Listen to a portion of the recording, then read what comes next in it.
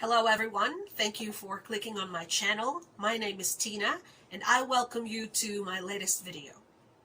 Here in the Philippines, the last 9 days or so have been marked by a different working arrangement that most workers did not imagine possible in their line of duties. Work from home. To some, working from home may not be an entirely new idea, but still to many of us, it's like stepping on square one. So to help you guys navigate through your working from home, join me here in Hosted by Tina.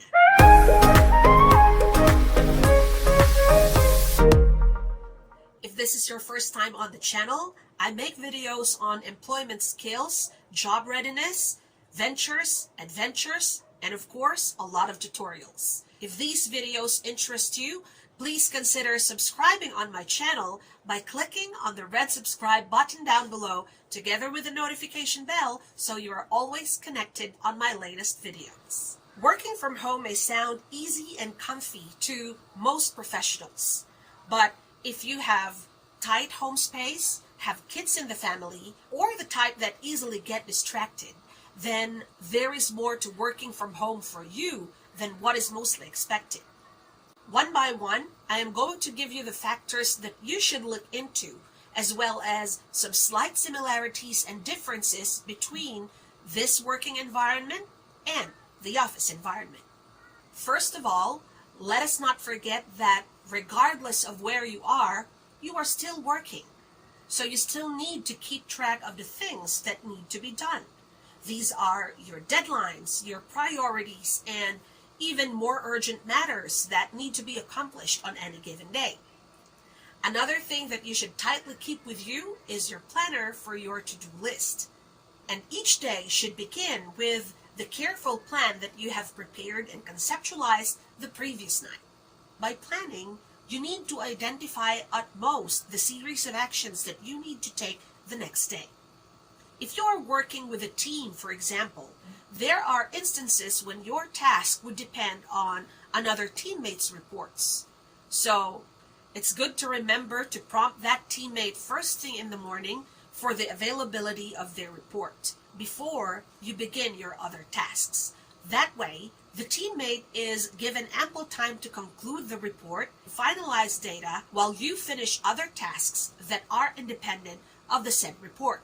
In your planner, make sure that you plot calling that teammate in the first few parts of your morning.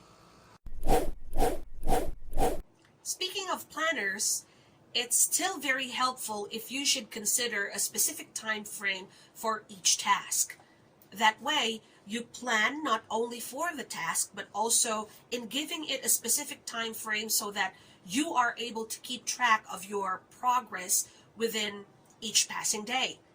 Bosses and higher-ups may have told you that they will be a little bit lenient with deadlines. However, if you are able to complete daily tasks and rise above the deadlines, then that's even better, isn't it?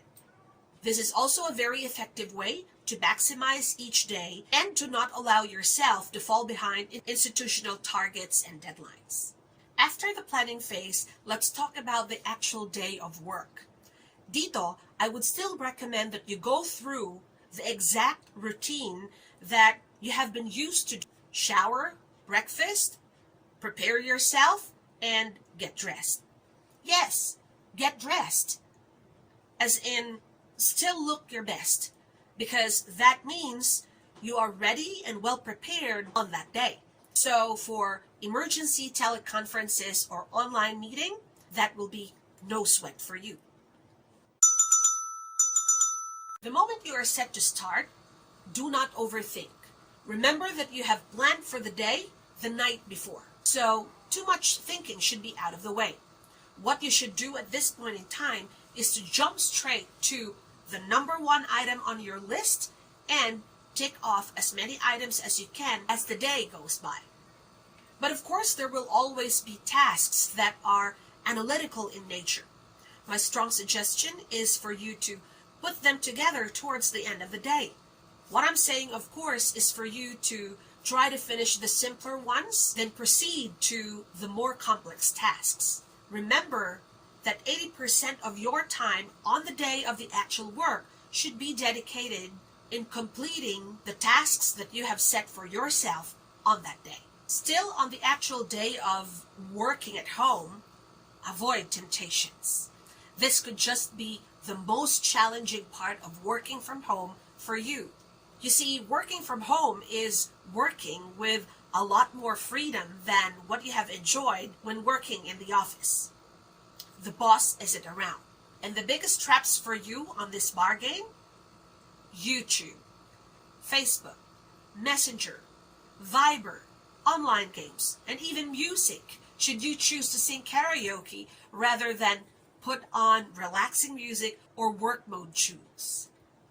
Other distractions could still challenge your concentration when working at home. In the opening shot, I have mentioned that having children around, what you should do is for you to secure at least a small corner in the house where children won't fancy playing in. That way, you have a corner for yourself. You also need to organize that corner with your gadget and tools if that will be your office for the next 2 weeks or so. Also, in the case of emergency teleconferences, you at least have a nice background that is pleasing enough for everyone in attendance to see. Lastly, end your day by going over your to-do list. Tick off the ones that you have completed and mark the rest appropriately. Remember that you should end your day by planning for the next day, including new items on the new to-do list and carrying over the ones that you have not completed in the current day of work. I hope that you will find this video helpful, as most of us are now working from home. Please don't forget to like and share this video to other friends. Thank you for having me on your screens today. Once again, my name is Dela Cruz of Hosted by Tina. Ta-da!